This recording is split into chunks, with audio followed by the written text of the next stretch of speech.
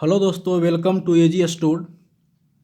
आज set number 7 का discussion करेंगे, जिसमें प्रीवियस ईयर का सभी पूछा गया प्रश्न है और ये बिहार सचिवालय के लिए वेरी वेरी इम्पोर्टेंट है। तो आइए सबको एक एक करके देखते हैं और सॉल्व करने का कोशिश करते हैं। तो देखिए, क्वेश्चन नंबर फर्स्ट लगा हुआ है और बोल रहा है क्या कि tan 1 into tan 2 into tan 3 dot dot dot tan 89 का मान कितना होगा।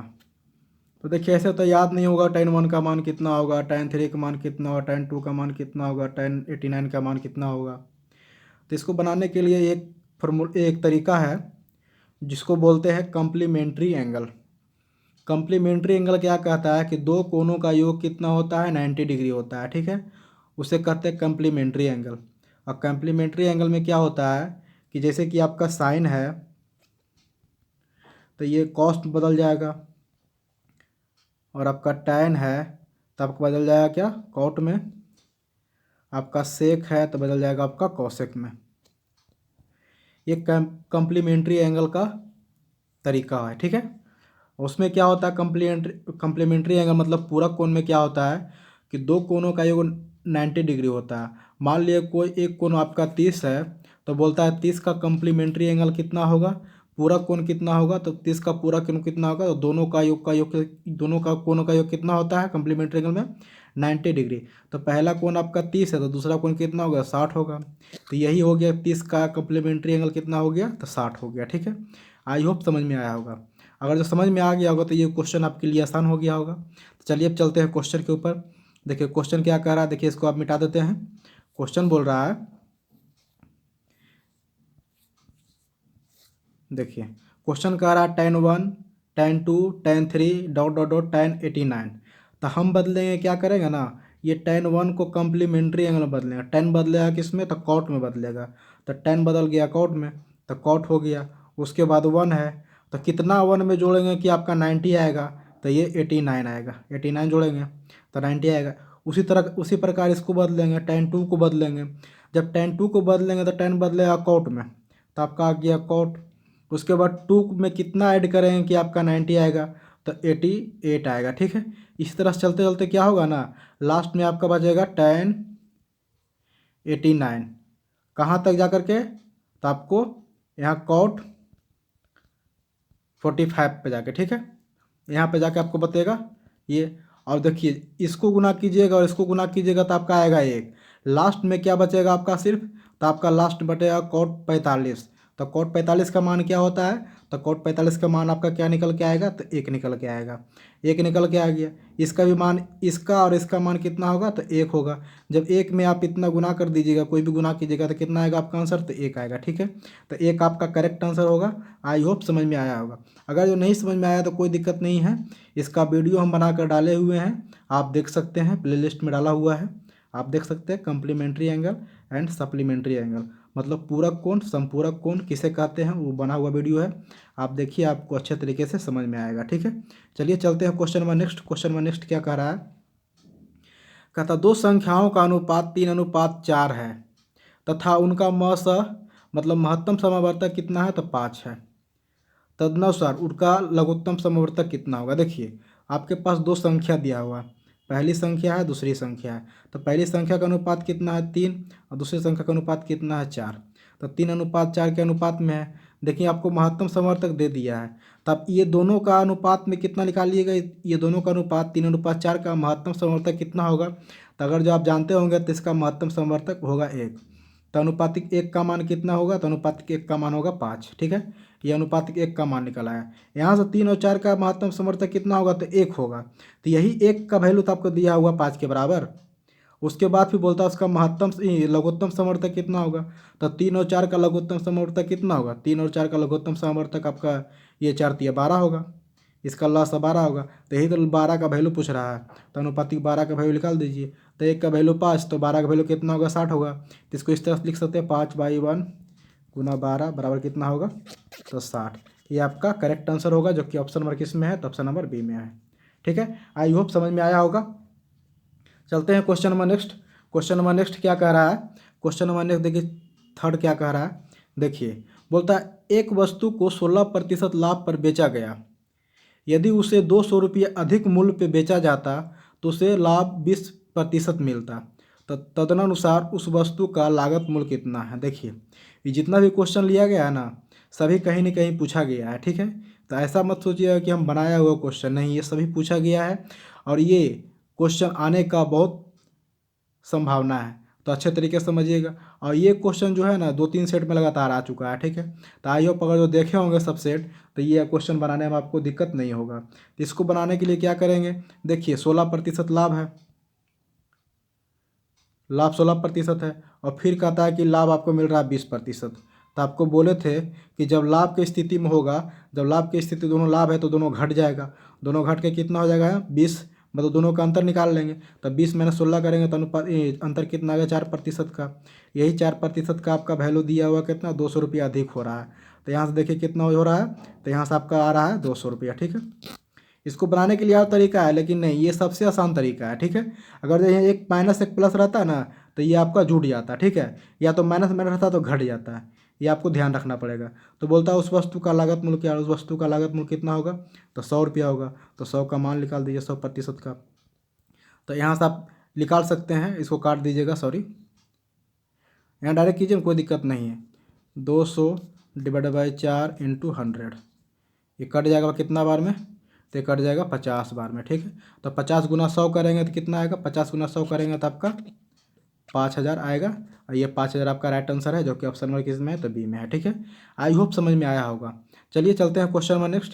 क्वेश्चन नंबर नेक्स्ट क्या कह रहा है, देखिए क्वेश्चन नंबर नेक्स्ट, देखिए चौथा नंबर क्वेश्चन बोल रहा है, ऐसा क्वेश्चन क्या है ना, ये एसएससी में पूछता है, ठीक है। तो ऐसा लगता है कि एसएससी में जब पूछता है तो इसी लगा कि बीआरएसएस में क्यों नहीं पूछ सकता है, तो ये पूछने का संभावना है। तो ऐसा भी क्वेश्चन आप हल करके जाइएगा। और देखिए यहाँ पे इसका सोल्यूशन क्या होगा, बोलता है 1+1 डिवाइडेड बाई 1+2 डिवाइडेड बाई 3 + 4/5 का मान क्या होगा। तो ऐसा जब भी क्वेश्चन आ गया ना, तो यहाँ से आप ऊपर से हल नहीं कीजिएगा, इसको हल करने की कोशिश कीजिएगा नीचे से, ठीक है। नीचे से इसको हल करने की कोशिश कीजिएगा।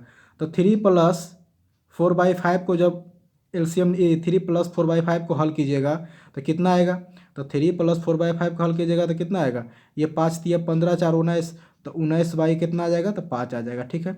19/5 आ गया। तो आप यहाँ से लिख सकते हैं 1+1 डिवाइडेड बाई 2, 1+2 डिवाइडेड बाई कितना हो जाएगा, तो 19/5 आ जाएगा, ठीक है। ये 5 चल जाएगा ऊपर, तो यहाँ से गुना हो जाएगा, तो यहाँ पे आ जाएगा 5, 5 गुना हो जाएगा, ये 5 कट गया, ठीक है। यहाँ से इसको मिटाते चलते हैं, जगह कम है। तो यहाँ से आपका कितना आ गया, 5 दूना 10 आ गया, ठीक है। ये 10 आ गया आपका, ये आ गया 10। अब इसको हल करेंगे, तो इसको हल करना है, अभी इसको हल किए थे, अब इसको हल करना है। तो इसको हल कीजिएगा तो 1+10 डिवाइडेड बाई 19 आएगा, तो कितना आएगा ये, तो आएगा 19 और 10 कितना होता है 29, तो 29 बटा कितना आएगा, तो 19 आएगा, ठीक है। ये हो गया। और जब इतना आ गया तो देखिए अभी इसको लिख सकते हैं क्या, तो 1+1 डिवाइडेड बाई 29 बटा कितना होगा, तो 19 होगा, 29 बटा कितना है, तो 19, और 19 चल जाएगा ऊपर, तो आपका 19 चला आएगा यहाँ, तो गुना आ जाएगा, तो 1 × 19 करेंगे तो 19 आएगा, और नीचे से 19 आपका हट जाएगा, तो यहाँ से आप 19 हटा ही दीजिए। अब आके आपका बन गया क्या क्वेश्चन, आपका बन गया क्वेश्चन क्या, 1+19 डिवाइडेड बाई 29, तो कितना होगा, तो देखिए 9 दूना 18 के 8, हाथ में 1, 2 1 3 1 4, 48 बटा क्या आ जाएगा, तो 29। यही आपका राइट आंसर 48/29, जो कि ऑप्शन में किस में है, तो ऑप्शन नंबर आपका ए में है। आई होप समझ में आया होगा। ऐसा जब भी क्वेश्चन आएगा ना, तो ये नीचे से हल कीजिएगा, ठीक है। आपका करेक्ट आंसर आएगा, ठीक है, एक बार में आपका आंसर आएगा। देखिए मेरा थोड़ा सा यहाँ लिखने में परेशानी होता है, इसी वजह से थोड़ा सा ये आपको लगता है कि सर यहाँ बताते हैं, यहाँ फिर बताते हैं, फिर यहाँ चले जाते हैं, नहीं, लिखने में थोड़ा सा परेशानी होता है, इसीलिए इस तरह से होता है, ठीक है। इतना मैनेज कीजिएगा आप लोग। चलिए चलते हैं question number next. Question number next बोल रहा है, देखिए ये हाइट एंड डिस्टेंस का क्वेश्चन है। बोलता है 200 मीटर ऊंचाई वाली एक पहाड़ी की चोटी से एक मीनार के शीर्ष तथा तल के अवनमन कोण 30 तथा 60 डिग्री मापे गए हैं। तदनुसार उस मीनार की ऊंचाई मीटर में कितना है। देखिए एक मीनार है और एक पहाड़ी है, तो मान लीजिए ये पहाड़ी, आप मान लीजिए इसको, ये आपका पहाड़ी हो गया और ये आपका मीनार हो गया, ठीक है, आप मान सकते हैं। और इसको जोड़ दीजिए। और फिर बोलता है ये आपका पहाड़ी का मान, पहाड़ी कितना ऊंचाई है, 200 मीटर है, ठीक है। ये 200 मीटर की पहाड़ी है। तो बोलता है क्या, चोटी से एक मीनार के शीर्ष, ये बोल रहा है कि पहाड़ी की चोटी, पहाड़ी तो ये है, पहाड़ी की चोटी से मीनार का शीर्ष तो यही ना है, ये हो गया। तथा तल के अवनमन कोण 30 और 60 है, और इसका ये चोटी से ये पहाड़ी का अवनमन कोण कितना है, तो आपका 60 है, ठीक है। ये आपका 60 है, ये आपका 60 आएगा, सॉरी, ये 60 हो गया। और ये जब हो गया तो ये तो आपका जुड़ जाएगा, तो ये आपका 30 है, ठीक है। ये आपका 30 है, ये आपका फिगर बन गया। अब बोलता है कि मीनार की ऊंचाई क्या है, तो मीनार तो आपको इस ये माने मीनार, तो यही यही दूरी आपसे पूछा जा रहा है, ठीक है। इसका बनाने का आसान तरीका क्या है, इसका रेशियो मेथड आपको याद होगा तो आसान से बनेगा, नहीं तो आप tan cot लगाते रहिए, आपका ये पूरा स्क्रीन भर जाएगा लेकिन उत्तर निकल के नहीं आएगा। तो सबसे आसान तरीका क्या है कि पहला त्रिभुज ये है, इस त्रिभुज में देखेंगे, ठीक है। देख कलर बदल लेते हैं, देखिए पहला त्रिभुज इसमें देखेंगे, तो इसका रेशियो का मान जब ये 60 है तो ये 30 होगा। तो 60 का सामने का भुजा क्या होता है, तो √3 होता है, ठीक है। और जो नहीं याद है तो कोई दिक्कत नहीं है, हम बनाए हुए इस वीडियो आप देख सकते हैं वहाँ से। जब ये 60 है, ये 90 है, तो ये कितना होगा, तो ये 30 होगा। तो 30 का सामने का भुजा क्या होता है, तो 1 होता है, ठीक है, 1 होता है, रेशियो 1 हो गया। उसके बाद जब ये त्रिभुज में आइए, ये त्रिभुज में आइएगा, सॉरी ये त्रिभुज में आइएगा, ये त्रिभुज में, ऊपरला त्रिभुज में आइएगा, सॉरी, हाँ देखिए ये त्रिभुज में आइएगा, अब ये त्रिभुज में आइए, ऊपरला त्रिभुज में। तो ऊपरला त्रिभुज ये 30 है, तो ये 60 होगा, 30 के सामने का भुजा क्या होगा, तो 1 होगा, ठीक है। और ये 60 के सामने का भुजा क्या होगा, √3 होगा। अब ये रेशियो सबका निकल आ गया है और सब एक दूसरे से रेशियो जुड़ गया है। तब कहिएगा सर यहाँ से इसका लंबाई और इसका लंबाई तो दोनों बराबर है, लेकिन यहाँ √3 है सर, यहाँ 1 है, ये कैसे होगा। तो ऐसा कीजिए, आप इसको बराबर कर लीजिए। जब यहाँ √3 है तो यहाँ √3 से आप इसको मल्टीप्लाई कर दीजिए, √3 से मल्टीप्लाई कर दीजिए, तो ये भी √3 हो गया और ये भी √3 हो गया। तो बोलिएगा सर इसमें मल्टीप्लाई कीजिए, किए हैं तो इसका जो रेशियो तो उसमें तो मल्टीप्लाई कीजिएगा तब ना बराबर होगा। तो जब यहाँ देखिए इसका मान कितना √3 है, तो इसमें भी √3 गुना कर दीजिएगा ना, तो ये बराबर हो गया। तो √3 गुना √3 क्या होता है, तो 3 होता है, ठीक है। आई होप आप लोग को जानते होंगे। अब देखिए क्या हो गया, यहाँ से लेकर के यहाँ तक का मान आपका दिया हुआ 200, लेकिन यहाँ से लेकर के यहाँ तक आपका मान कितना है, तो 3 है। ये एक तो यहाँ से यहाँ तक का है, एक जो है ना आपका यहाँ से लेकर के यहाँ तक 1 है, और यहाँ से लेकर के पूरा यहाँ से लेकर के यहाँ तक आपका 3 है। तो यही 3 का वैल्यू आपका दिया हुआ कितना, तो ये आपका 200 के बराबर दिया हुआ है। तब पूछता है कि ये चोटी की लंबाई, ये आपका मीनार की लंबाई, तो देखिए यहाँ से यहाँ 3 है और ये 1 है, तो यहाँ से यहाँ आपका 2 नहीं आएगा, तो ये बराबर तो ये है, तो ये 2 का मान आपका निकालना होगा। तो अनुपातिक 2 का मान निकाल दीजिए, तो 200 बटा क्या होगा, 3 गुना 2 आ जाएगा, ठीक है। अब इसको काट दीजिए, 2 दूना 400 बटा 3 आएगा। इसको हल कीजिएगा तो कितना आएगा, 3 एकम 3, यहाँ देख लीजिए 3 एकम 3, और इसके पास गया 1, तो 3 तिया 9, मतलब 133.1/3 आएगा आपका आंसर, ठीक है। जो कि ऑप्शन नंबर किस में, 133.1/3 ऑप्शन नंबर बी में है, ठीक है। आई होप समझ में आया होगा, ठीक है। चलिए चलते हैं question number next. Question number next देखते हैं क्या कह रहा है। क्वेश्चन नंबर नेक्स्ट बोलता है, यदि दो संख्याओं का योग का वर्ग उनके गुणनफल का 4 गुना हो तो उन संख्याओं का अनुपात क्या है। देखिए दो संख्याओं का योग का वर्ग पूछ रहा है, देखिए इसको ऑप्शन से करेंगे, ठीक है, तभी ये बनेगा।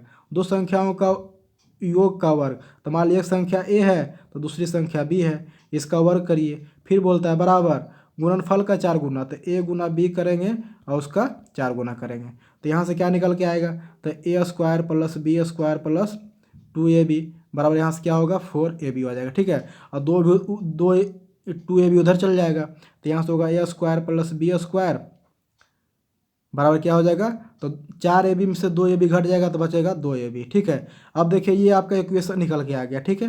और इसको सेटिस्फाइड करवाना है कैसे, तो ऑप्शन से।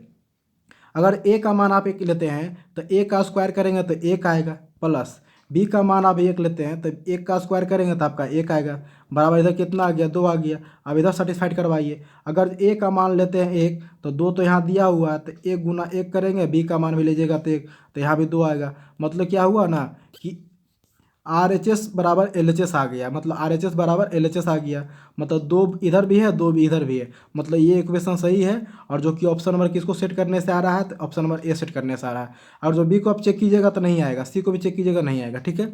आई होप समझ में आया होगा, आपका आंसर इसका ए होगा। चलते हैं question number next. Question number next देख रहे हैं सातवां क्या है। देखिए वीडियो थोड़ा सा लंबा हो रहा है, इसे थोड़ा सा जल्दी जल्दी करने की कोशिश करेंगे। बोल रहा है कोलकाता से सॉरी कोलकाता में एक यात्रा के दौरान एक टैक्सी 50% दूरी 50 किलोमीटर प्रति घंटा, 40% दूरी 40 किलोमीटर प्रति घंटा और शेष दूरी 20 किलोमीटर प्रति घंटा की गति से तय करती है, तो उसकी पूरी यात्रा का औसत गति क्या है। तो औसत चाल बराबर क्या होता है, कुल दूरी बटा कुल समय। मान लीजिए दूरी को आप मान लीजिए आप क्या 100% मान लीजिए, ठीक है। 100% दूरी मान लीजिए तय करना है। तो पहला बोलता है कि 40% 50% दूरी, तो 100 का 50% कितना होगा, 100 का 50% आपका कितना होगा, आपका औसत चाल बराबर होता है कुल दूरी बटा कुल समय। तो कुल दूरी तो आप 100 माने हुए हैं, समय निकालना है, तो समय बराबर क्या होता है दूरी बटा चाल। तो देखिए 100 का 50% करेंगे तो आपका 50 आएगा, तो 50 बटा क्या करेंगे 50, तो आपका आएगा 1, समय आपका आ गया 1। फिर कर रहा है 40%, तो 40/40 करेंगे तो आपका आएगा 1 प्लस। तो यहाँ देखिए 50 किलोमीटर दूरी तय हो गया, यहाँ से 40 किलोमीटर दूरी तय हो गया, तो कितना बचा मात्र, तो 50 और 40 हो गया 90, बचा कितना 10। तो 10 किलोमीटर दूरी जो है ना वो 20 किलोमीटर प्रति घंटा चल रहा है, तो समय कितना होगा, तो 10/20 आएगा, तो कितना हो जाएगा 1/2 आएगा। तो यही 1/2 आ गया। अब यहाँ से इसको हल कर लीजिए, यहाँ से हल कीजिएगा तो क्या क्या आएगा, देखिए हल कर देते हैं यहाँ पे देख लीजिए। यहाँ तो अब आपका 100 तो है ही है, यहाँ को 1 + 1 2 हो गया और आधा मतलब 2.5 हो गया। अब इसको हल कर दिए, पॉइंट चल जाएगा ऊपर, तो 25 चौक 100 1 0, मतलब 40 किलोमीटर आपका 40 किलोमीटर प्रति घंटा आपका औसत चाल होगा, जो कि ऑप्शन नंबर किस में है, तो बी में है, ठीक है। आई होप समझ में आया होगा। चलते हैं question number next. Question number next 8वां क्या बोल रहा है, देखिए ये सबसे आसान क्वेश्चन है, लेकिन अगर जो नहीं कॉन्सेप्ट पता होगा तो ये अधिकतर लोगों से नहीं बनेगा एग्जाम हॉल में। देखिए इसको आसान तरीके से बनाने की कोशिश करेंगे। देखिए बोल रहा है क्वेश्चन निम्नलिखित में सबसे बड़ी संख्या कौन है, आपसे बड़ी पूछ रहा है। तो देखिए 3 1/3 है, फिर 2 के पावर 1/2 है, फिर 1 है, फिर बाई 6 1 के पावर 6 है। तो क्या करेंगे ना, इसका हर का पहले ले लेंगे एलसीएम। तो इसका हर कितना है, तो 3 है, मतलब बेस का ले लेंगे एलसीएम। 3 है 2 है 1 है 6 है, इसका एलसीएम क्या आएगा, तो 6 आएगा। अब क्या करेंगे ना, सब का पावर में 6 से गुना कर देंगे। सब में पावर का 6 से गुना कीजिएगा, गुना 6 गुना 6 गुना 6 गुना 6, ठीक है। ये पावर में गुना कर दीजिए, तो देखिए ये कट जाएगा 2 बार में, ठीक है। और ये कट जाएगा आपका 3 बार में, ठीक है। और यहाँ पे एक के पावर 6 है, तो 1 के पावर 6 आएगा, तो 1 ही आएगा। ये कट जाए 1 बार में। अब यहाँ से आपका निकल के क्या आया, तो देखिए 3 के पावर 2 आएगा तो कितना आएगा, तो 9 आएगा, ठीक है। पहले निकल गया। अब देखिए 2 के पावर 3 है, तो 2 के पावर 3 आएगा कितना, 8 आएगा, ठीक है। और 1 के पावर 6 है तो आपका 1 ही आएगा। और ये है तो 6 के पावर 1 है तो आपका 6 आएगा, ठीक है। 1 के पावर 6 है तो आपका 6 आएगा, कॉमा 6 कॉमा 6। तो बोलता है इसमें सबसे बड़ा कौन है, तो सबसे बड़ा देखिए आपका 9 है। तो 9 किसका मान निकला है, तो 9 निकला है 3 के पावर 1/3। तो 3 के पावर 1/3 आपका सबसे बड़ा इसमें है, जो कि ऑप्शन में किस में है, डी में है। और सबसे छोटा पूछेगा तो देखिए 1 है, तो एक है कौन सा किस में, तो बी में। लेकिन आपसे पूछ रहा है सबसे बड़ा, तो सबसे बड़ा 3 के पावर 1/3 है। यही आपका सबसे आसान तरीका बनाने का है। अगर जैसा क्वेश्चन आता है तो इस तरह से आप बना सकते हैं, आपका आंसर चुटकियों में निकलेगा, ठीक है। चलिए चलते हैं क्वेश्चन नंबर नेक्स्ट, देखते हैं क्वेश्चन नंबर नेक्स्ट क्या कर रहा है। देखिए क्वेश्चन नंबर 9वां क्या है, बोलता है 270 मीटर लंबी एक रेलगाड़ी 36 किलोमीटर प्रति घंटा की गति से चल रही है। तदनुसार वह 180 मीटर लंबे एक पुल को कितने समय में पार कर जाएगी। देखिए समय पूछ रहा है। समय बराबर क्या होता है, दूरी बटा चाल होता है। मान लीजिए देखिए एक ट्रेन है, ये कितना लंबा है, तो 270 मीटर लंबा है, ठीक है। और ये 136 किलोमीटर प्रति घंटा चाल से चल रहा है, 36 किलोमीटर प्रति घंटा की चाल से चल रहा है, ठीक है। 180 मीटर लंबा पुल है, मान लीजिए ये पुल है और 180 मीटर लंबा पुल है, 180 मीटर 180 मीटर लंबा पुल है, ठीक है, मीटर लंबा पुल है। तो ये बोलता है कि ये पुल को पार करने में उसको समय कितना लगेगा। तो समय बराबर क्या होता है, समय बराबर होता है दूरी बटा चाल। तो आपका दूरी यहाँ से कितना हो जाएगा, ये 270 यहाँ है, ट्रेन की लंबाई और पुल की लंबाई कितना है, तो 180 है। तो ये दोनों दूरी को ही ट्रेन पार करेगा, तो ये दोनों जुड़ जाएगा क्योंकि एक ही इधर इधर के ही दिशा में जा रहा है। तो 270 प्लस 180 कितना होगा, तो 270 प्लस 180 आपका निकल के आएगा 450, ठीक है, जोड़ लीजिए 450 आएगा। डिवाइडेड बाई आपका चाल कितना होगा, तो चाल आपका दिया हुआ 36 किलोमीटर प्रति घंटा। तो ये 36 किलोमीटर प्रति घंटा, इसको आप मीटर प्रति सेकंड बदलिए तो 5/18 गुना कीजिए, 18 चल जाएगा ऊपर, तो आ जाएगा 18 आपका यहाँ।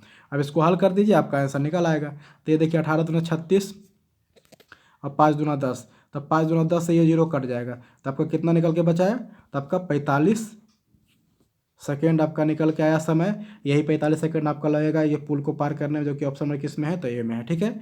आई होप समझ में आया होगा। चलते हैं question number next. Question number next देखिए क्या कह रहा है। देखिए एक पाई चार्ट का क्वेश्चन लिया गया, शायद इस तरह से क्वेश्चन आपको पाई चार्ट देखने को मिले, ठीक है, इसीलिए एक क्वेश्चन ले लिए हैं, ठीक है। बोलता है देखिए आपका ये दिया हुआ पाई चार्ट में, ठीक है, आपसे क्वेश्चन क्या कह रहा है कि 2002 और 3 में जौ की पैदावार में पिछले वर्ष की तुलना में कितना प्रतिशत वृद्धि हुई है। देखिए 2002-3 क्या है, कहाँ है 2002-3, देखिए यहाँ पे है, ठीक है। तो पिछले वर्ष, तो पिछले वर्ष किस में कह रहा है, तो जौ में कह रहा है। तो जौ देखिए कहाँ है, तो जौ देखिए आपका यहाँ है, ठीक है, आपका जौ इसमें है, ठीक है। तो बोलता है पिछले वर्ष, तो पिछले वर्ष 2001-2002 है, तो पिछले वर्ष आपका कितना था, 320 था। अभी कितना हुआ, तो 380 हुआ, ठीक है। तो बोलता है कितना प्रतिशत का वृद्धि हुआ, तो देखिए 220 से आपका 380 हो गया है, तो 220 से 380 हो गया, तो कितना वृद्धि हुआ है, तो आपका 60 वृद्धि हुआ। तो किस से, देखिए जिसके साथ से लगा रहेगा ना उससे तुलना किया जा रहा है। तो बोलता है पिछले वर्ष की तुलना में, तो पिछले वर्ष की तुलना कर रहा है, तो पिछले वर्ष का पैदावार कितना है, तो 320 है। तो पिछले वर्ष की पैदा 320 है, तो 320 परसेंटेज में पूछ रहा है, तो परसेंटेज से 100 से गुना कर दीजिए, आपका आंसर निकल आएगा। 0 से 0 कट गया, तो आपका क्या निकल के आया, ये आपका निकल के आया कितना, देख लीजिए, आपका निकल के आया है ये 600 बटा कितना है, 600 बटा आपका 32 आया, ठीक है। अब इसको काट लीजिएगा तो आपका आंसर निकल आएगा। देखिए इसको काटिएगा तो 32 दूना 64, या तो एक ही बार में कटेगा। तो इसका देखिए आंसर आपको निकाला हुआ है, तो 18.75% का वृद्धि होगा। ये आपका करेक्ट आंसर है, जो कि ऑप्शन नंबर किस में है, तो ऑप्शन नंबर सी में है, ठीक है। देखो वीडियो लंबा होने के कारण ये कैलकुलेशन नहीं करके बता रहे हैं आप लोग को, ठीक है, लेकिन अगर जो वीडियो लंबा नहीं होता तो ये कैलकुलेशन आपको करके बताते हैं। आप कर लीजिएगा, 600 बटा 32 कीजिएगा ना, तो आपका 18.75% आपका राइट आंसर आएगा, ठीक है। चलिए आज के लिए इतना ही, थैंक यू। और एक रिक्वेस्ट आप लोगों से, अगर जो वीडियो अच्छा लगता है तो प्लीज़ लाइक शेयर सब्सक्राइब जरूर करें और अपने दोस्तों को शेयर करें ताकि उन्हें भी इसका लाभ मिल सके, ठीक है। चलिए आज के लिए इतना है, थैंक यू। और आप लोग से निवेदन है कि एक कमेंट किया कीजिए, कमेंट करते हैं तो ज़्यादा अच्छा लगता है और इस तरह से मोटिवेशन बना रहेगा। चलिए ठीक है, आज के लिए थैंक यू, बाय, धन्यवाद।